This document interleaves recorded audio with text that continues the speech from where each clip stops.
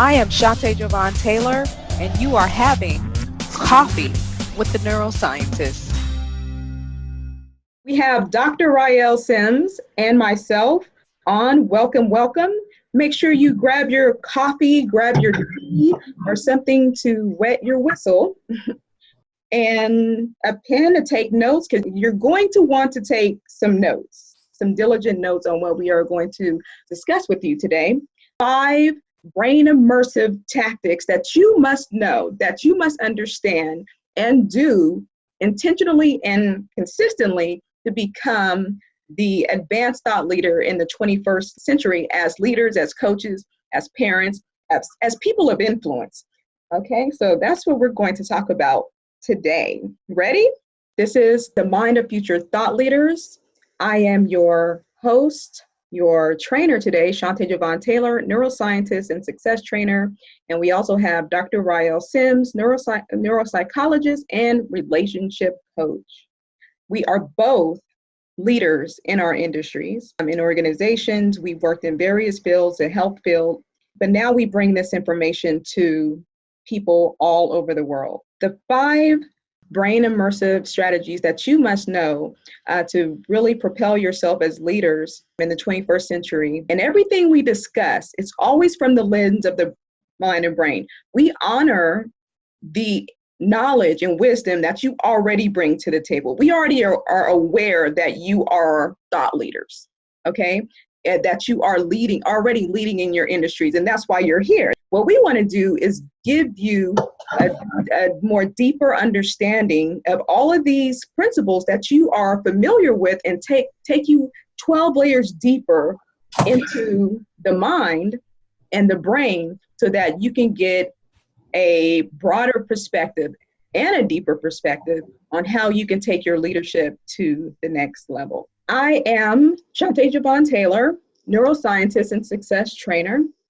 And when I started this journey, what I wanted to be when I grew up was a neuropsychiatrist. I wanted to work with people who had mental disorders, mental deficits, and I ended up gaining degrees in neuroscience and neurobiology, doing my thesis on brain injuries, and did clinical trials on people with dementia.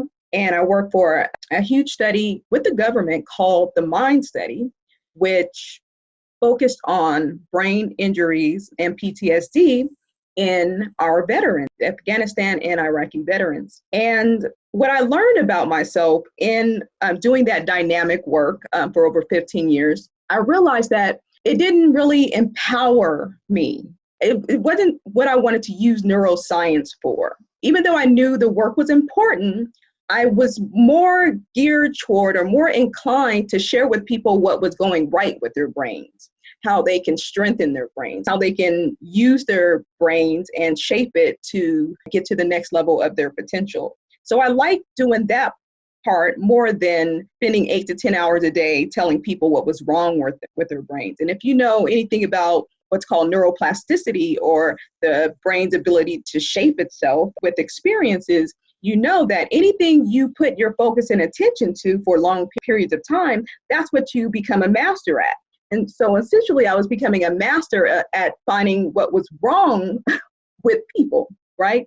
Because our personal life and our professional life interact with each other, right? So I wanted to reshape my mind and reshape my career essentially into sharing with people what is right with their brain. So people with a normal level of mental abilities, and people who are ambitious, people who want to get to the next level of their potential, people who want to be more productive, creative, innovative. I wanted them to help to get to that level using various knowledge of neuroscience and strategies and basic human activities to get them to that next level of their mental potential, which in effect would reshape their personal and professional lives. So that's why I'm here today with you all as leaders and coaches and professionals. My co-host is Dr. Ryeal Simms, neuropsychologist and relationship expert.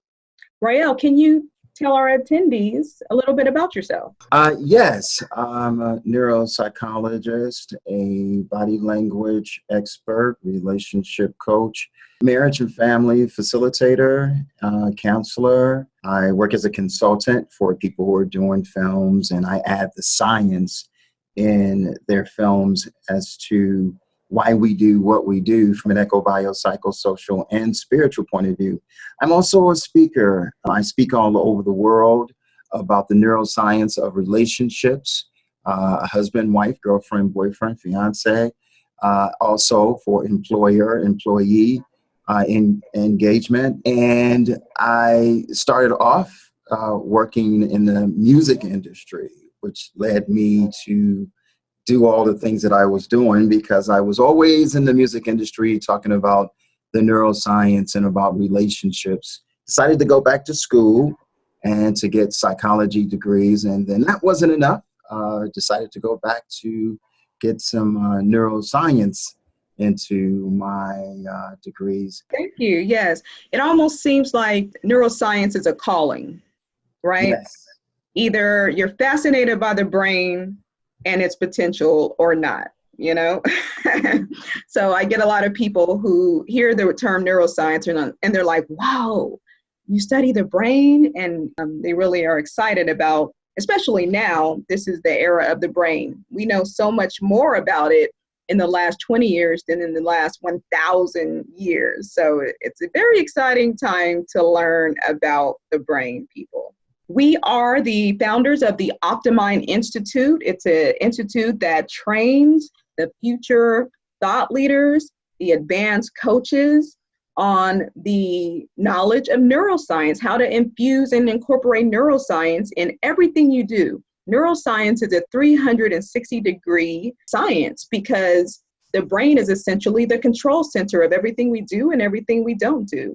So our mission as the Optimind Institute is to empower 100 million people to use their minds and brains better so that they can operate at their highest level of potential in their personal, professional, and businesses.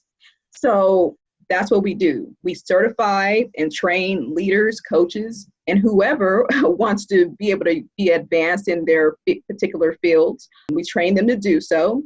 And we also do our own research so that we can be contributors to applied neuroscience, okay? So there's different arms of neuroscience. Some neuroscience, you don't really know how to apply it to everyday life, but we make it a point to bring that hard science, that hard neuroscience, and be able to simplify it and see the connection in our everyday personal and professional life. We are determined to build the minds of the future.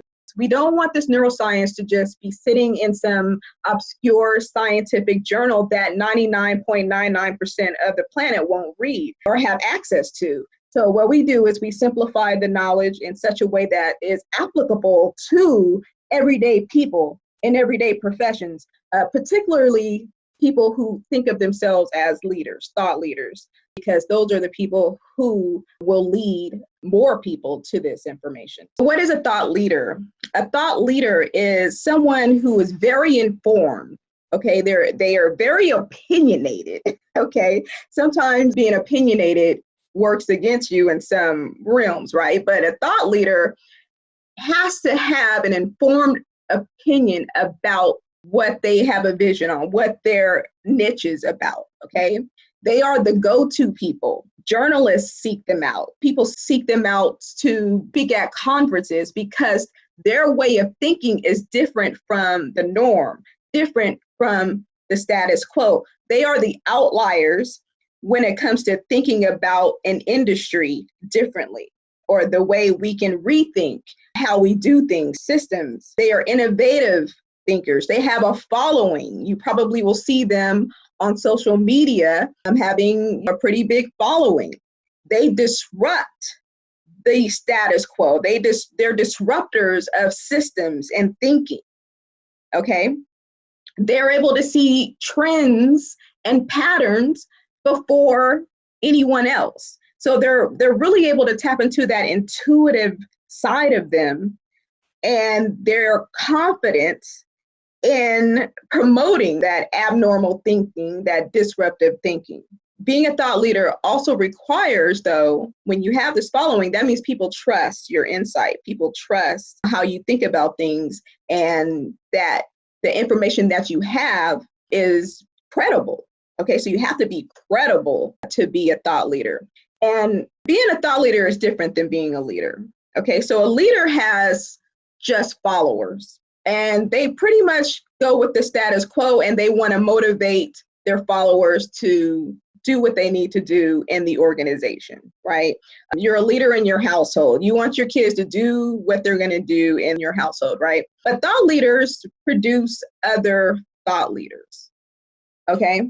Can anyone be a thought leader? You have to be willing to take on some characteristics in order to be a thought leader. You're going to have thick skin, because when you are a disruptor of thought, when you are a disruptor of the status quo of the system, how things have always been done in organizations, it's hard to change the culture in organizations, right? It's hard to change employees' ideas when they've been used to doing a certain system or a way of doing a certain thing for decades, right? But a thought leader is going to disrupt that system. They're going to get some flack about it, right? They're going to get some criticism.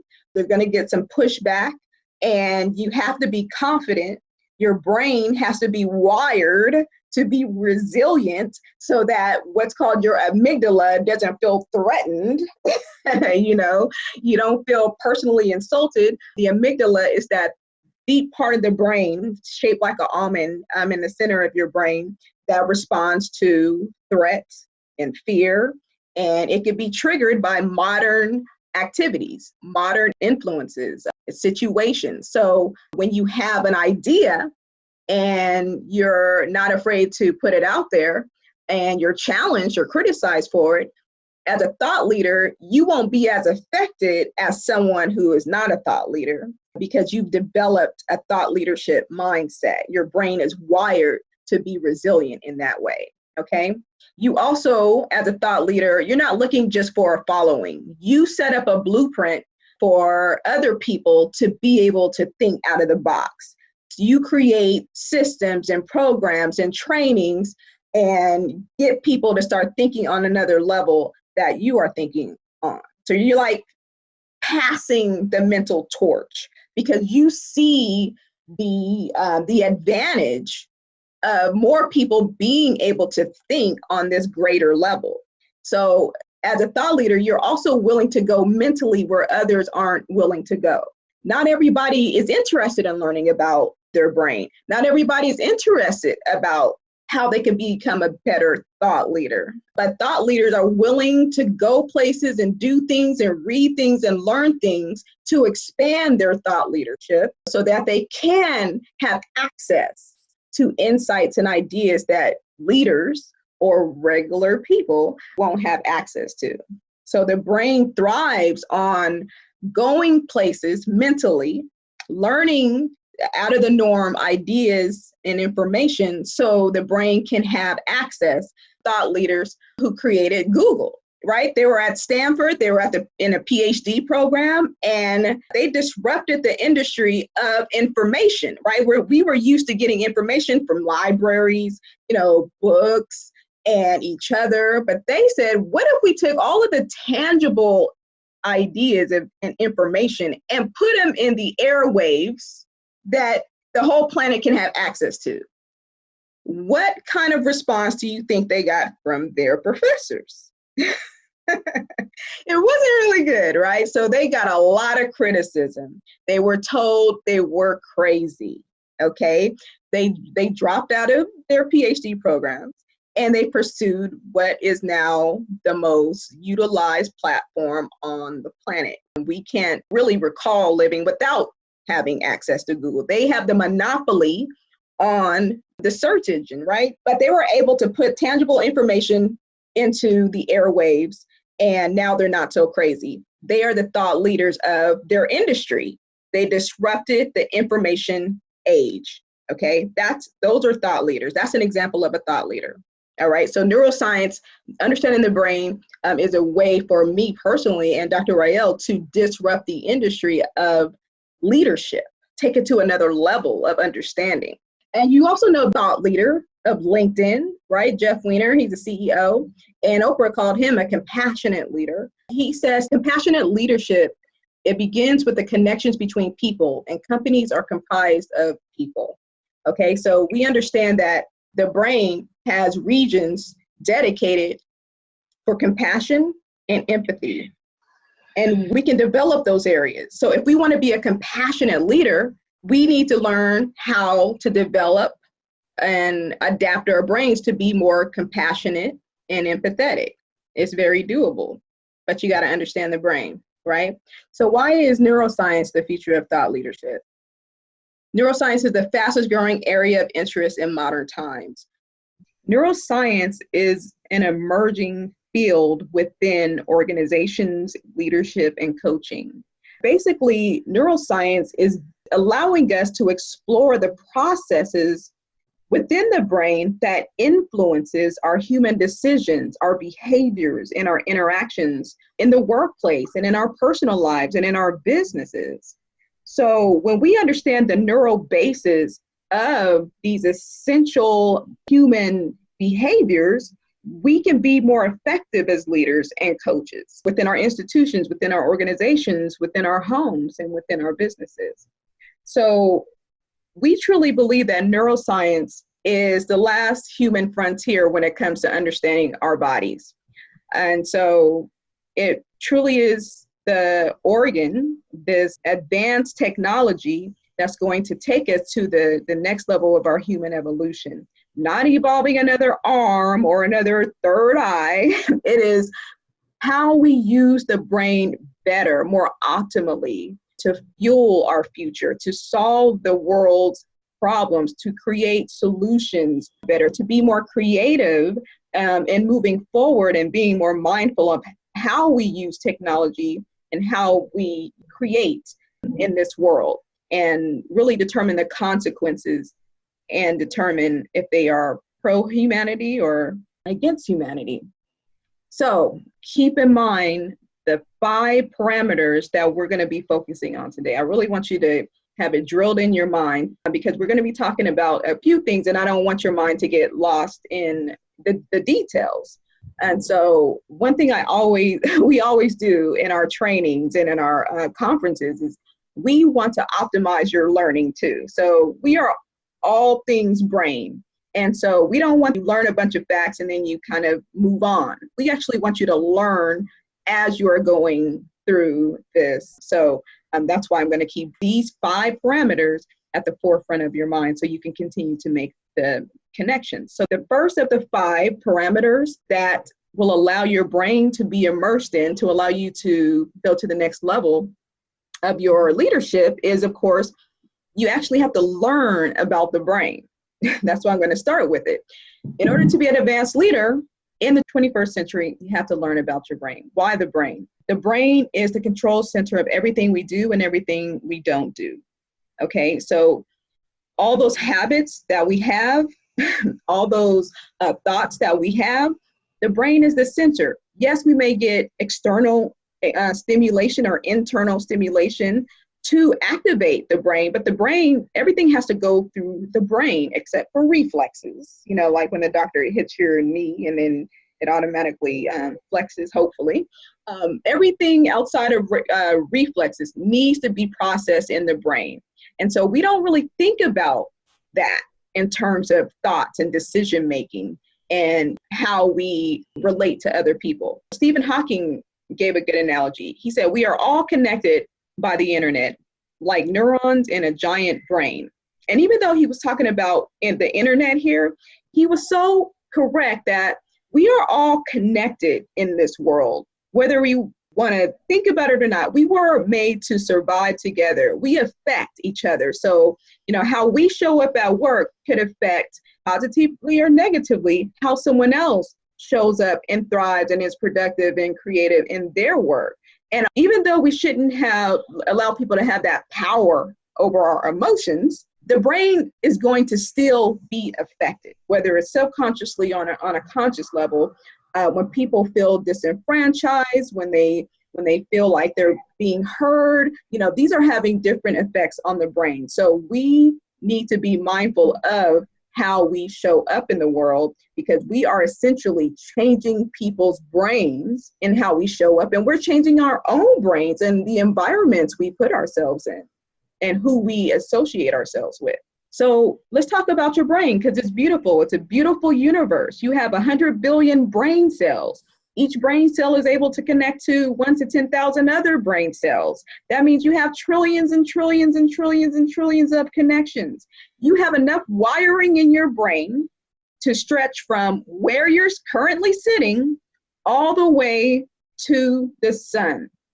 That's 90 million miles of wiring in your skull. Okay, so you got a lot of tracks there to work with. And when one brain cell talks to another, it is called an action potential. So you have trillions and trillions and trillions and trillions of potential in your brain. And there's this myth that people often say, we only use 10% of our brains, right, Dr. Ryeal? We've heard that Yes. a lot. Yes, absolutely. We use more. I mean, that really is a myth. And we've been hearing that for years, that we only use 10% of our brain, but we actually use all of our brain. But the problem is that it's only 10% of what we know about the brain, because what we know about the brain is nothing compared to what we can and what we will learn, because there's so much more to learn about the brain, right? That's correct, because we've had brain imaging. So now we've been able to, as neuroscientists, as physicists, as biologists, as psychologists, we're able to peer inside the brain in real time when people are thinking, when they're making decisions, when they're about to make a decision. The brain does work and is active in parts of the brain. Watching images, watching people go through actions. Like if I'm watching Dr. Ryeal pick up a cup, my mirror neurons are going to activate as if I'm picking up that cup. That's why I say we are all connected, because even though we don't want people to have power over us, even though we may not think someone is influencing us, our brains are still reacting. And how our perceptions are shaped, how our mental pathways are shaped, determines how we're going to feel about that moment or about that person or about that situation. So it's very important to understand how our brains are operating, so that we are operating from the higher place in our brains, the most advanced parts of our brain, and know when we are not operating from the advanced parts of our brain, so that we can modify our thinking and behaviors in real time, intentionally, or modify it before certain situations can get to us or cause us to think and behave a certain way. So there's so much more we know about the brain, but we have so much further to go. So you are absolutely right. We only understand 10% of our brain, but if you look in an MRI and we are talking as we are doing right now, there's multiple areas of our brain that's lighting up at the same time. So our brains are very active, okay? And think about history a little bit, right? The man who came up with that 10% myth, it was at a time, 60, 70 years ago, it was at a time so much about the brain, right? They didn't have brain imaging techniques. They can only really study the brain when someone was deceased. So they were lacking in advanced technology to understand the brain. But now we have advanced technology that gives us new ideas, new facts, new truths, new concepts and theories about the brain. So if our technology advances, that means we have to also, as humans, update our own knowledge of the brain so that we can use it more effectively. All right. So since the brain is the control center of everything that we do, it's going to affect our memories. It's going to affect our speed of thought and our attention span, our focus, our ability to make less mistakes in a period of time, our degree of which we are flexible in thought and imaginative, because in the 21st century, we haven't even created most of the jobs that will be needed in the future, because we're still kind of stuck on these old, outdated problems that should be solved by now, poverty, environmental issues. I mean, these problems have been around for thousands of years, and we can't keep creating technology without understanding the ramifications of that technology. So we have to learn to be more creative and more flexible. And we have to also train our workforce, give ideas to our clients so that they can be more flexible and creative to help contribute to what we need in the future to evolve as humans and to enhance our humanity. So the brain is the most underutilized and the least understood by most human beings on the planet. But with this new field of neuroscience and leadership, we can reverse that. And I truly believe it's time. Children love learning about their brain. It should be a part of the curriculum to understand the brain and the mind. It should be a part of educators' curriculum to understand the brain and the mind, learning, attention, nutrition, what the brain is doing at different ages is important, because what your brain is doing at 4 years old is different at 12 years old, 15 years old, 22-year-old, 30, 40, and so on. So it's very important to understand the brain in its totality as we are in these different roles in our lives, being parents, educators, leaders, coaches. So we actually have a part of the brain, it's called the prefrontal cortex, and it's the most advanced part of the brain. It's actually the leader of the brain. So we are all leaders. I mean, I know there's people who actually have the title as leader in their organizations, but we all have a leadership brain. The prefrontal cortex is the most advanced part of the brain, and it controls, it has the ability to manage the lower parts of the brain, the amygdala, emotional brain, the brainstem, which are both important parts of the brain, but they are the earlier parts of the brain that works to make sure our bodies are operating, right? To pick up on external stimuli, to run our body systems. And thank goodness we don't have to think about all of that, because that would take up a lot of energy to do it consciously. So a lot of it is on our subconscious mind, unconscious activities. The problem becomes when we start to misinterpret modern experiences and we act on our instinctive brain, okay? So this is where the prefrontal cortex can come in, and managing our focus, managing our attention, managing our emotions so that those lower parts of the brain don't override our system, don't strip us of blood flow to our prefrontal cortex. Our prefrontal cortex is important for our higher executive functionings, our judgment, our willpower, okay, our ability to plan for the future, our ability to inhibit our words so that we don't say the wrong thing that might offend. It helps us to manage our biases. Now, not all biases are a bad thing. It's actually a survival thing. We need bias, but there's the difference between negative bias and just biases naturally that we have. I term biases preferences, right? That's a whole nother topic, but that's part of what this prefrontal cortex does right behind your eyes, okay? We want to heighten how we use our brain, because the brain is the seat of our creativity, our innovation, our intuition, and our emotions. And it is the future. It is our future as we advance in this human experience. And so a lot of people say that they're either left brain or right brain. Whenever you start to claim one hemisphere over another, you are essentially cutting off half of your brain potential. So one thing I want you to do, if you are doing this, I want you to think about how you are commanding your brain. So if you're saying I'm a left brainer, that's just how I am, then I want you to start changing how you use your words, because we want to be whole brain. Leadership is a whole brain experience. As a matter of fact, a compassionate leader, an empathetic leader, a leader that can connect with their workforce, their employees, actually relies heavily on the right brain, because this is the place where you are more present, where you can listen, where you can connect the energy. You feel your bodily sensations coming up from this right side, so you can be more intuitive and pick up on that nonverbal communication. Dr. Ryeal, can you talk a little bit about that, the importance of that nonverbal communication in leadership?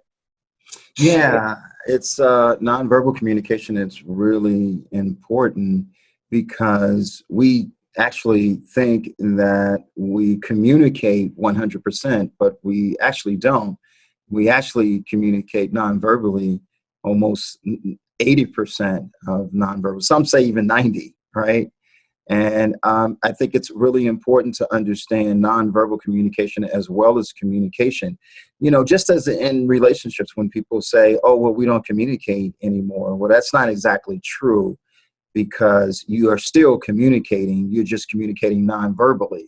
But we still have to learn how to read nonverbal cues, I think, especially when it comes to working in the workforce, because sometimes people just can't articulate what they feel, articulate what they're thinking, and learning. I'm trying to get away from the term of saying teaching you body language, because it's actually helping you to be more mindful of body language, because we all know body language, right? You know, body language is something that we learn the minute we're born, right? That was the way that we communicated to our parents, was by reading body language. And that was the thing that we would learn from our parents. What is smile? What is laughter? And we were learning those things. So we have those techniques. It's just trying to help you to be more aware of body language. And it's very imperative. It really is. Yeah, especially, you know, as leaders, if you think about someone coming into the office, for example, and maybe they're having a bad day, well, their brains are already primed. So their emotional brain is already on a higher level than baseline. So now they're going to probably interpret people's body language as more negative than positive. Even though a person may be just looking neutral at them because they're not smiling, that person who came in because they already started their day off bad is going to interpret neutral faces as negative. So we want to be aware that the level of our brain at one moment could either cause us to interpret something more negatively or positively. So getting into a state of mind, getting your workforce into a state of mind, making sure the culture is in a certain place is important for the correct interpretations of situations and people. And when you have a culture that has a baseline of positivity, right, they're going to start their day off like that, right? And so we know in neuroscience research, the more positive the brain, the more optimistic the brain, the more likely people are going to be productive and creative and innovative and work together. So it's very important to understand as a leader the dynamics of the left and right brain. They're both important, but they just serve different functions. So here's another thought leader that you know. Albert Einstein says, the intuitive mind is a sacred gift, and the rational mind is a faithful servant. We have created a society that honors the servant and has forgotten the gift. Now, a lot of people think that Einstein was just a physicist. He was just a scientist. He just happened to have a brilliant mind, and he, gave us E equals MC squared and all those wonderful things, right? But he was very right-brained as well. He's very intuitive. Some of his experiments we still can't do today because they were thought experiments. So he believed in the power of intuition, which is primarily a right brain activity. So he was a thought leader that understood the nature of his brain and how powerful it could be to create some of the greatest concepts that we benefit from today. Our intuition is a superpower, right? Our ability to have foresight and be able to see ahead or pick up on nuances, because we're picking up millions of pieces of data a second, a minute. And so we cannot interpret all of that with the rational mind. That takes too much mental energy. So the intuitive mind works kind of in the background. And that's when we have, those intuitive nudges and the moments of insight. It's happening in the background, and that's the role of the right brain. Now, Albert Einstein was definitely a left and a right brainer, but he really was a champion of intuition and the right brain. Okay, so you need to have experts. You need to be able to understand neuroscience and immerse your mind in the knowledge of neuroscience about your own brain and mind and how to apply it to your everyday life and profession. The next brain immersive experience or idea you need to have is on diversity and inclusion. We have neuroscience research that tells the story of how deep this rabbit hole goes when it comes to diversity and inclusion. So one of the greatest thought leaders in this area was, of course, Dr. Martin Luther King Jr. He said, an individual has not started living until we can rise above the narrow confines of his individualistic concerns to the broader concerns of all humanity. I pause for effect there because thought leadership is about transforming humanity. Thought leadership is about not just me, the individual, but how can I bring other people along to have a mind that can think about how are we going to solve the issues of our humanity? How can we raise the level of our human potential so that we can keep advancing? We're the only creatures on the planet that want to keep advancing ourselves, right? But that leadership is just so much more than just a leader. A leader just wants followers, essentially, or they just end up having followers. They just tell people kind of what to do and motivate them, right? But a thought leader is, how can I create other thought leaders so we can all focus on this journey of creating a better world, serving humanity, making humanity better. So once we shift from I to we open up a whole nother way of thinking about others. Okay, so then we start to allow others to have a place within our minds. We allow others to speak about their ideas. We're open to other ideas that will help us to design things for humanity. So when we think about diversity and inclusion, I know our minds may go straight to gender, right? Male and female. We need more females in certain sectors, you know. I know for myself, when I was going through UCLA and neuroscience, it wasn't a lot of females, you know, in the area of neuroscience. So that's why there's STEM programs to get more women and minorities into fields of mathematics, science, because there's a need to increase diversity and inclusion. But it's not always about gender. It's not always about ethnicity. Diversity and inclusion could be also a diversity of interests. You know, maybe someone likes to shoot bow and arrows on their spare time or play tennis. You never know what that knowledge will do, how it can be applied to a different way of seeing things in the workplace. People with different backgrounds. Maybe as a kid, one of your coworkers worked in a candy store and they knew the process of making candy. And, you know, that then created all these mental processes, mental pathways of creativity. You never know where that's going to come into play. So it's very important to have a diversity of thought, people, background, even special abilities. People will call special abilities disabilities. But if you think about designing bathrooms, for example, right? If someone didn't have someone with special ability where they needed a wheelchair to access different places, if that person is not on the team, they can't give their perspective on designing that bathroom, right? And it's very important in this day and age that we think about many possibilities and situations as we can so we can have the most effective conclusions, the most effective and efficient designs. But if we leave people out of the room, if we leave people out of the conference room or designing team, then we lose that perspective. And so there's a study in the Harvard Business Review that actually has data on the importance of having a more diverse team. And so this particular study had two teams. One, the percentage of women was higher on the team than the other. And basically what they found was the collective intelligence of the team with more women was above average than the team that did not have many women.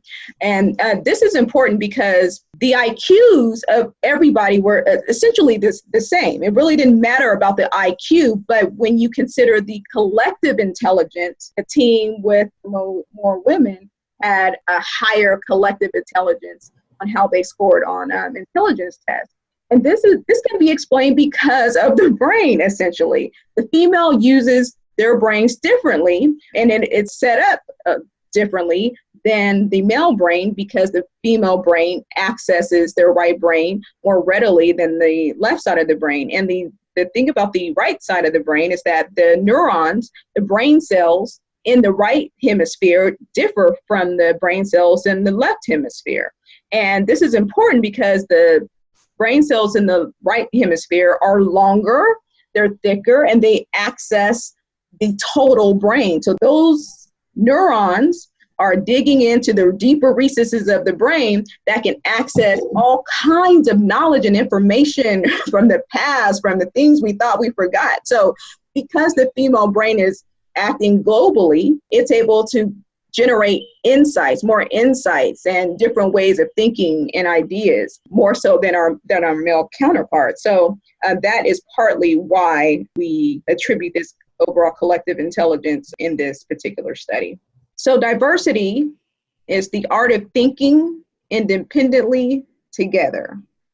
Malcolm Ford. So thinking is directly correlated with diversity. And where does thinking take place?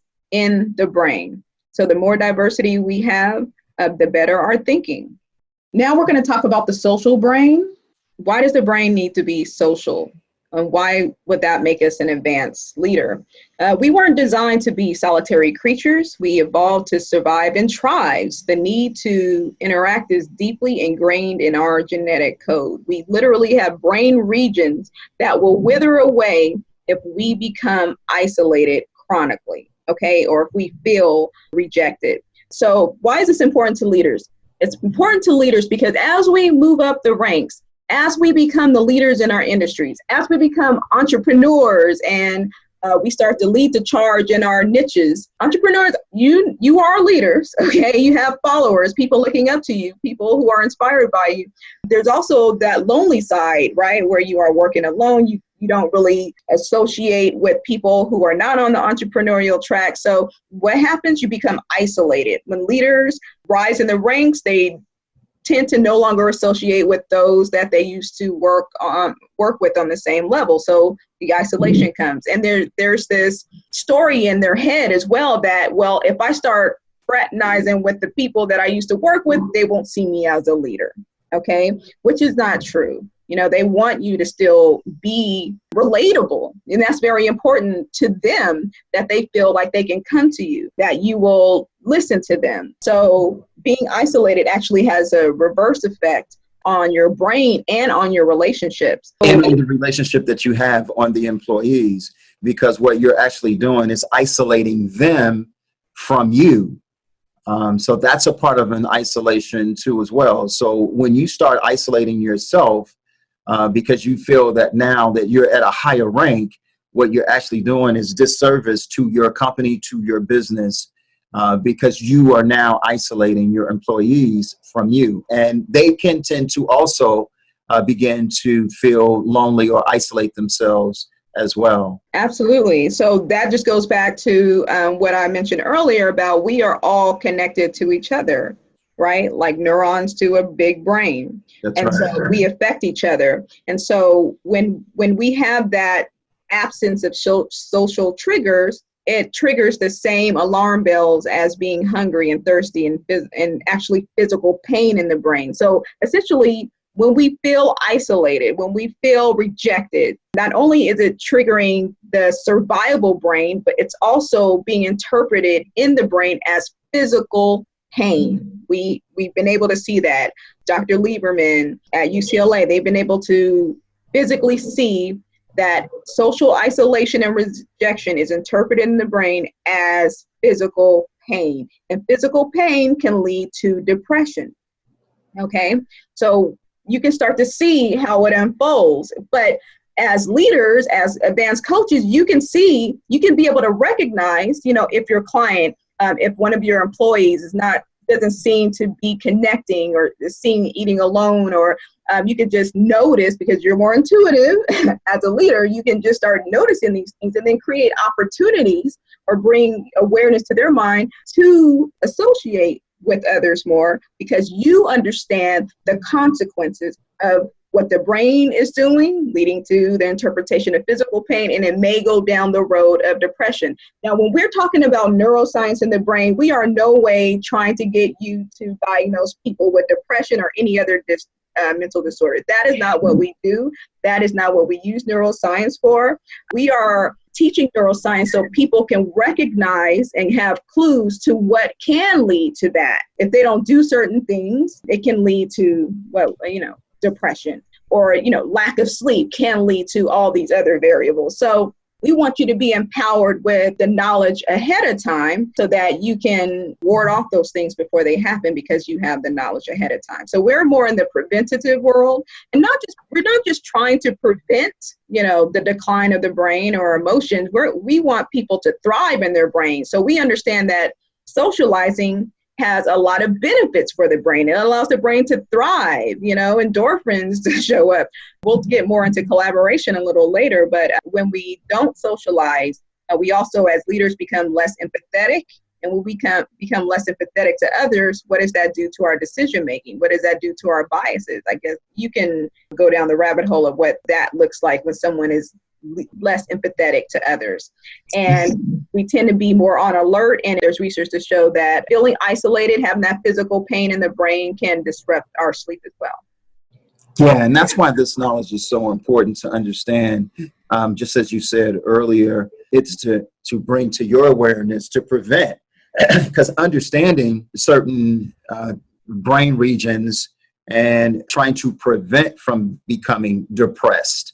So having that knowledge is something that's so imperative for all fields, right? For therapists and psychologists and on. So I think that's so important to understand what our goal is. Absolutely. Dr. Ryeal, can you describe one of your research studies on why we need to socialize? Yeah, and it goes back to what you were just saying too, actually. My research and my dissertation was excessive solitary confinement will cause brain damage if mental illness isn't treated for loneliness. And that's how I stumbled on loneliness, was during this research of solitary confinement and isolation. There was some stories I just like to share right fast, that when a prisoner was being released to take a shower or to even exercise, this prisoner would actually kick a guard, knowing that there are 4 or 5 guards there with sticks, weapons, tasers, but he would still kick one of them in the shin just so he could be touched. So he would actually do this knowing he's going to get beaten, right? Because the guards are going to beat him up for him attacking a guard. But he's actually doing this just to be touched. When we're talking about sensory deprivation, and that's one of the deprivations that is so important about loneliness. When we mention about the employer-employee, part of that sensory deprivation is just communication. Communicating with your employee. Not communicating is part of the sensory deprivation, because you could be isolated. There's a couple of loneliness that I like to mention, like new situation loneliness. When you actually move into a new city and you feel a sense of loneliness because you have to go to a new job, or you have to start at a new school, and these things are not familiar to you. So you can actually feel that loneliness, right? Or just feeling different. I'm different in loneliness. This is, you're in a place that's not familiar, but you feel different from other people. You could feel isolated just from feeling different. And that's another one, or no sweetheart loneliness. I'm just talking about girlfriend, boyfriend loneliness too. Even if you have a lot of families or friends, you still can feel loneliness because you don't have the intimate attachment of a romantic partner. So that can also cause you to feel lonely too as well. So when we're just talking about individuals at your workplace can cause loneliness just by isolating your employee. And what we mentioned before, when you get to that level of I'm a supervisor, I'm a manager, and you don't communicate, that's part of social isolation. And that's part of the communication that you're cutting off from that other human being. And that's what can cause that other person to be also become loneliness. So we're talking about chronic loneliness that increases the odds of early death by 20%. And it's also said too that it's no different than being obesity, right? Some of the effects of obesity overlap with the sensory deprivation that comes from being isolated. Even the perception of being isolated can be interpreted to the brain as emotional pain and then physical pain. So Yeah. that's why bullying is so detrimental for the victim, because they're going through emotional pain, but it's being interpreted in the brain as physical pain. That's why it's so important for educators, for students to understand the dynamics of bullying and the brain, teaching them about their brain, teaching principles about the brain. Hopefully counselors understand the dynamics of bullying in the brain, because it's more than just being called names. You know, we were taught sticks and stones will break my bones, but words will never hurt me. Yes, they do. They hurt the brain. The brain is interpreting it as physical pain. And so that some children, some teenagers, you know, they turn that physical pain into real pain. So you can see the rabbit hole it can go down. And when we talk about, I know Dr. Ryeal was talking about physical touch, but of course, you know, in the workplace, you can't go around touching people. Being social can include, you know, conversation, looking someone in the eye. The brain is being stimulated when you are having a conversation. You know, oxytocin is being released when you are looking someone in the eye, building trust between the person that you are talking to or the person who is listening. You feel is listening to you. You can feel their presence. So there's a lot of dynamics with being social, with communicating with others. That's it. Changing the brain in real time. Every time we do anything, the brain is shifting. It's an organic piece of technology that keeps growing and shifting with every experience we have and every experience we do not have. So we want to be intentional about our experiences as leaders and be aware of how we can shape other people's experiences as well as leaders. Can you, Dr. Ryeal, real quick, just go through this other example of our need for human connection in the brain? Yeah, you know, loneliness is really an epidemic, and we're not really talking about it as much here in America, but it's really happening a lot all over. Even England, it's a real big epidemic in England, as well as in China and Japan. And there's a major studies where in Asia, senior citizens are going to the stores to steal just so they can get caught, just so they can be with their friends in prison, in jail. They want that camaraderie. They want that interaction, because that's how we survived as humans, was together, foraging for food, finding our probability of success for survival together exceeds alone. So that's why we evolved these social brains and the social dynamic. And of course, Oprah is a very well-known thought leader in the industry. She says leadership is about empathy. It is about having the ability to relate to and connect with people for the purpose of inspiring and empowering their lives.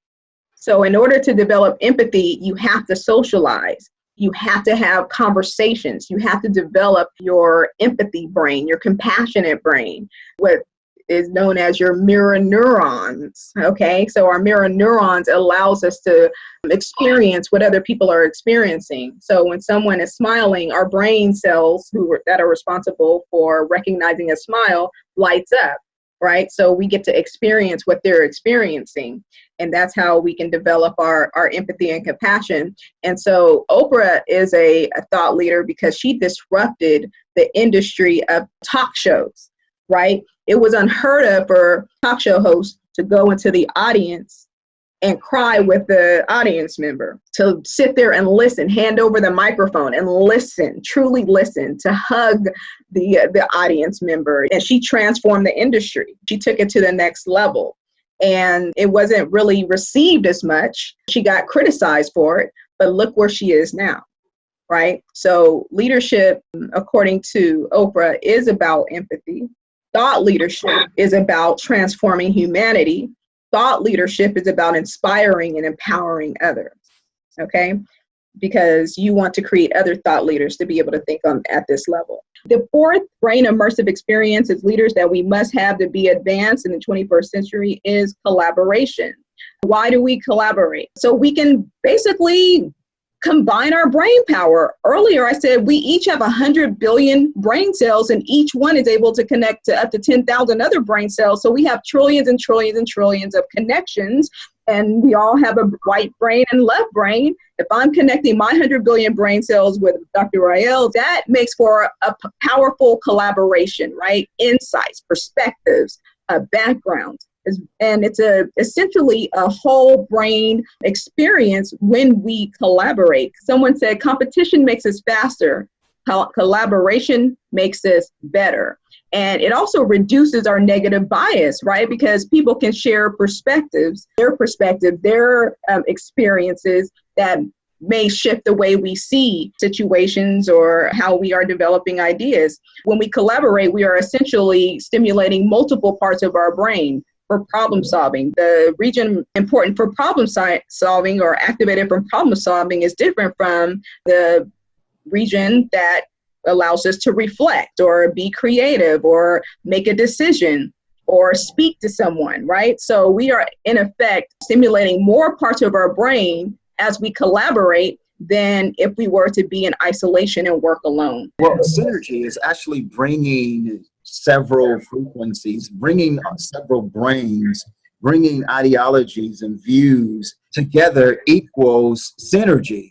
And I think that that's so important to have synergy amongst employees and employers to bring these different brains. Everything that you were just saying helps to have synergy. Because when you are activating all these different parts of your brain frequencies can be measured, right? So you have all these brains acting on these frequencies and you are essentially having bursts of insight, right? And your brain is coming up with solutions together. Everybody's bringing a piece of their experience, knowledge, and skill set. The final brain-immersive strategy that you can implement in your advanced leadership toolbox is to attend events, attend networking. And I know that is something that we all do, but remember, we're here to bring the science behind it, the neuroscience behind it, so that you can get more out of your events and you can also encourage and guide others to do the same. I always say going to conferences and networking events is a whole brainer experience. Okay. Why is that? Because essentially, what are you doing? You're incorporating all of these things we already talked about, right? You are essentially stimulating your brain. Hopefully the conference is diverse. You are socializing. So you're activating your social brain. You are passing out your business cards because you might collaborate with someone in the future, or maybe you're coming up with insights and ideas on the spot or at lunchtime. When you take a break from the conference. So that's why I say conferences, networking events, they are whole brain experiences, whole brain activation experiences.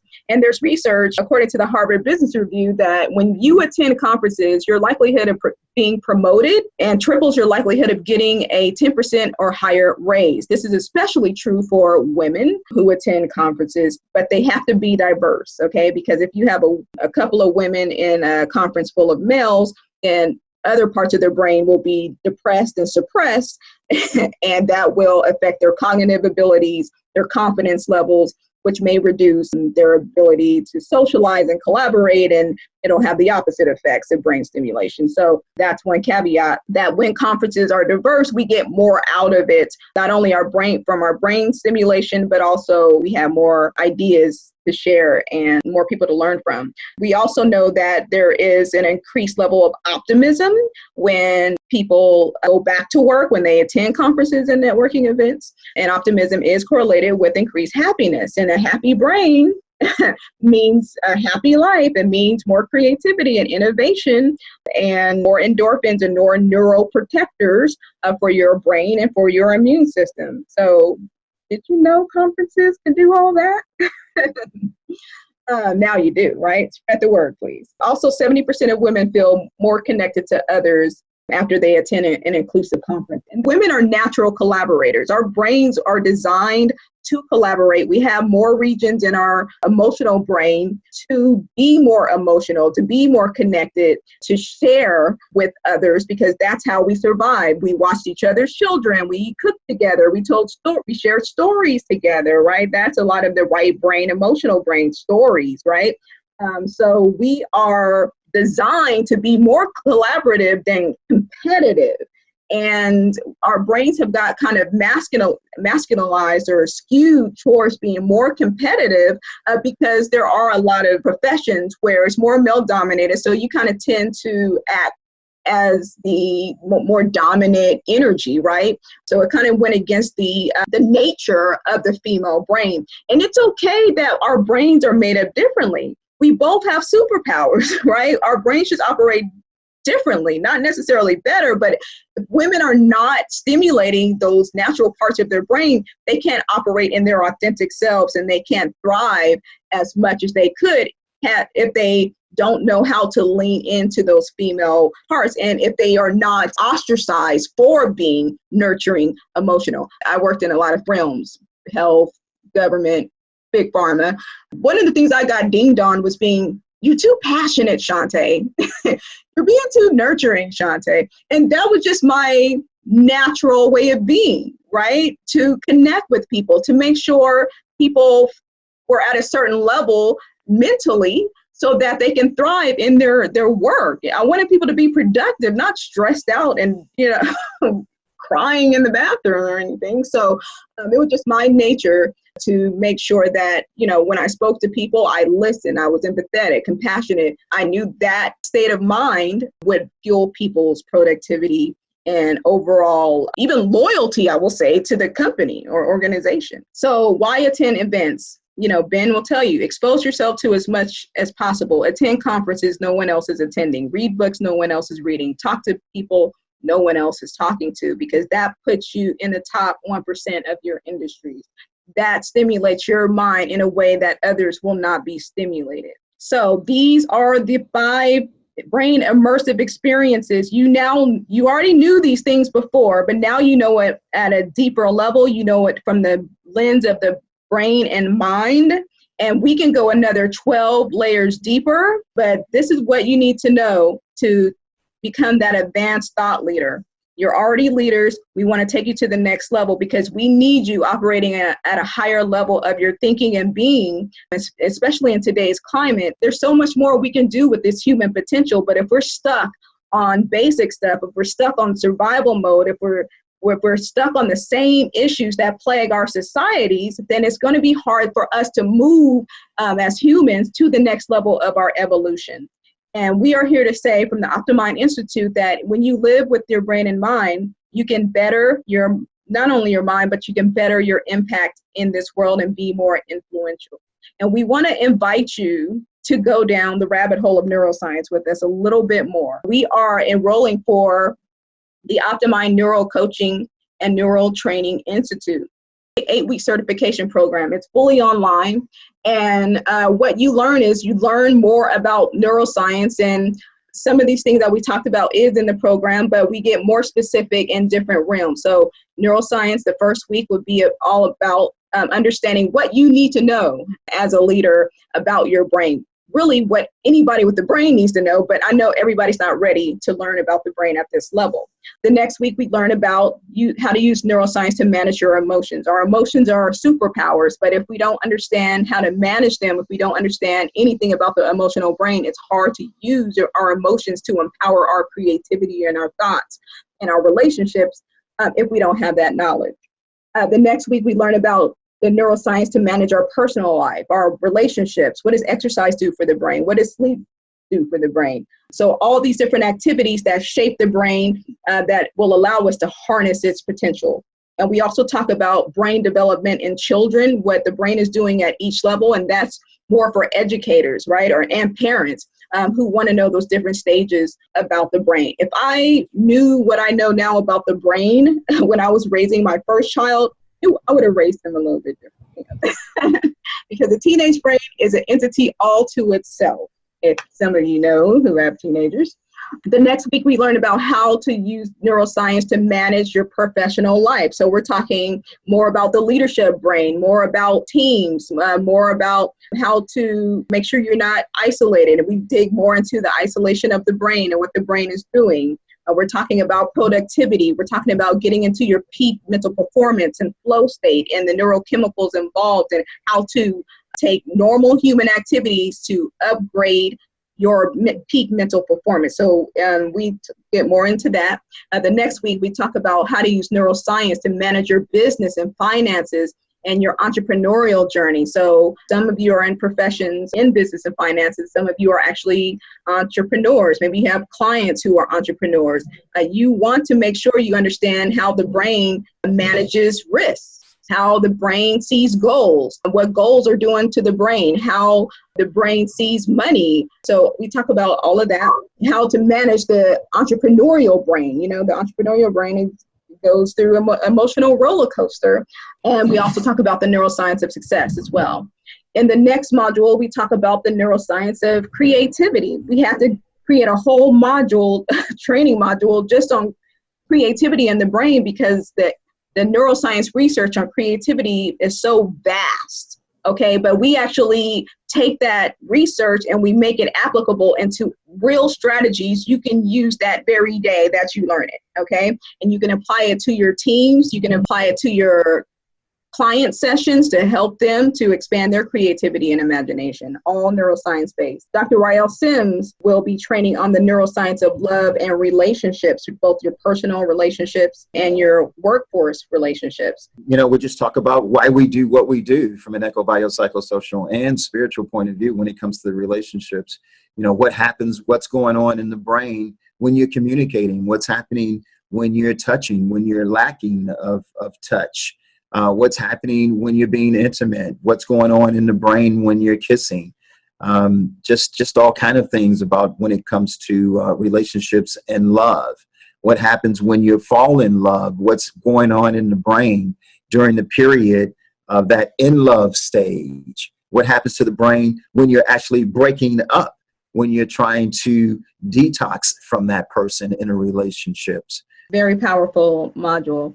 And the last training of the certification program is the neuroscience of spirituality, which is one of my favorites because it's a culmination of everything that we learned throughout the previous 7 weeks. And it really takes everything to that higher level, that higher mind. So we're going from that physical brain to the higher mind. And there's so much neuroscience behind what prayer is doing for the brain, meditation, believing in a higher power, what charity and volunteering does for the brain. We have the actual evidence that our brain changes when we have these spiritual practices. So when you join Optimind, the Optimind program, you are essentially in a brain-immersive experience. It's a whole brain experience that we talked about that's needed to become an advanced leader and coach and parent, right? So you're learning things that most of society won't learn right now, right? So that's why we call to the leaders for now, because we know the leaders are going to use this information about neuroscience to influence their realms. And when you join our program, you find what you need at your fingertips in one place, okay? So you don't have to Google, you don't have to, read random articles that pop up on your Facebook feed or on LinkedIn. You don't have to use your brain power to put it all together because we essentially have put it all together for you. So we increase your coaching and leadership tools and we put it all in one place so you have more time to learn, okay? And you have more access to tools to help your clients, to help your workforce. You are participating in your own brain evolution, your own self-directed neuroplasticity, because now you are learning your brain intentionally from experts all in one place. And so when you direct your own neuroplasticity or brain evolution, you become better and your clients' experiences become better. So we have a lot of clients from different backgrounds. We have from coaches to leaders to CEOs to even actresses. This program has literally changed people's lives and their professions. They've been able to increase their clientele because now they have that extra layer, that extra advanced tool in their methodologies, this field of neuroscience, and their clients want that next level, right? They want that advanced training. And so people have been able to increase their clientele, their speaking opportunities, because now you can speak on the neuroscience of your topics, right? And your overall confidence in your profession goes up because now you are talking at a level that most people can't understand. But you as a coach, you as a leader, you'll be able to simplify this knowledge as we have done and help people to understand so that they can reach their potential as well. If you feel like you can't stuff anything more in your mind, I'm here to tell you that learning never exhausts the mind, and your brain is limitless, okay? So remember, you have trillions and trillions of potential in your brain, so you can get this knowledge inside, and we pride ourselves on helping our students to succeed and become certified. We're leaders, we're entrepreneurs, we're educators. I was a professor for a while, so we understand the different realms of being a leader, being an employee. We understand it, but now we see it from the lens of the brain and mind, and we can help others to do the same. With the Optimind certification program, you also get 2 complimentary tickets to our annual Optimind Neuroscience Professional Growth Conference. And so this is a 3-day event filled with brain-based professional leadership and strategies. Remember, attending events is a brain immersive. It's a whole brain experience where you get even more training in addition to the training you get for the certification program. And this is where you get to actually meet us and meet your peers. It's a very fun and exciting experience. So we have a lot of fun at our Optimind Live conference. And of course, you get all those brain benefits from attending a live event. Okay, so we're talking about optimizing focus and memory, relationships at work, and we're doing movements and brain body movements. So we're not just sitting around. It's a whole brain, whole body experience at our conferences. We dance, we sing. Thank you so much. Remember, when you better your mind and better your brain, you will better your impact and your thought leadership. You are the minds of the future. We need you in whatever capacity. Take this training and do something with it and go to the next level of your thinking and being. We appreciate you so much. Take care, everyone. Did you like this episode? Make sure you're subscribed to this podcast and share with a friend. And if you consider yourself a modern thinker, and if you want free mindset success tools and more tips and strategies on how to use neuroscience in your everyday life and how to stay motivated and inspired to live your best self, come visit me at ShontéTaylor.com, enter your name and email address, and sign up for my newsletter. Remember, when you better your mind, you better your brain, you better your impact.